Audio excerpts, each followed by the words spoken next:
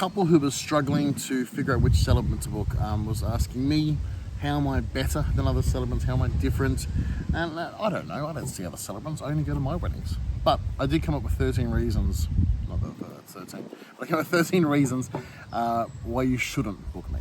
13 ways I do know I'm different to other celebrants. These are 13 reasons you should definitely say no to Josh Withers being a wedding celebrant. I read from my heart, not from a script. I just really do believe that people walk away remembering how they felt, not necessarily word for word what I said. So if you want someone reading word for word from a script at your wedding, I'm not your boy. I think a ceremony should look better than it feels.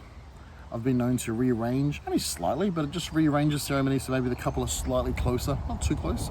Also, I've moved them further away from the crowd, just so that there's like an optimal distance where it just feels nice and we're all having this intimate family moment as opposed to this stage production where we're so far away. I really do believe your ceremony can be and should be the best part of your wedding.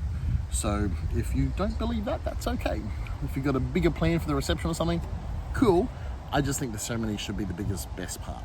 So that's what I work really hard to create. And the reception, not that it's bad, but it's just like, it's an after party. Like, well, we're all here, we're all so excited for this thing. Let's continue partying. Okay. I'm annoyingly nerdy about microphone and speaker placement because I just want everyone there to be able to clearly hear what's happening at the ceremony. Call me crazy. Okay, placement in the ceremony, I think I should stand with you, not off to the side like a late night show MC or something like that. I see so many celebrants doing that, and I don't really have a strong opinion on them doing it or not. I just think it's weird and it feels weird, so I don't do it. I think the ultimate length for a marriage ceremony should be about 18 minutes, which is, you might notice, about the length of a TED Talk. I think that that's a pretty good indicator of a piece of time that we feel we can do something important, but we haven't gone on. Vows. I really value personal vows, not something that Google or ChatGPT gave you. I don't think Google or ChatGPT knows your marriage, knows your relationship. I really like speeches at weddings, and everyone wants them to be short and whatnot, but I'm like, this is a time for us to say, hey, we really love you. So I just like speeches.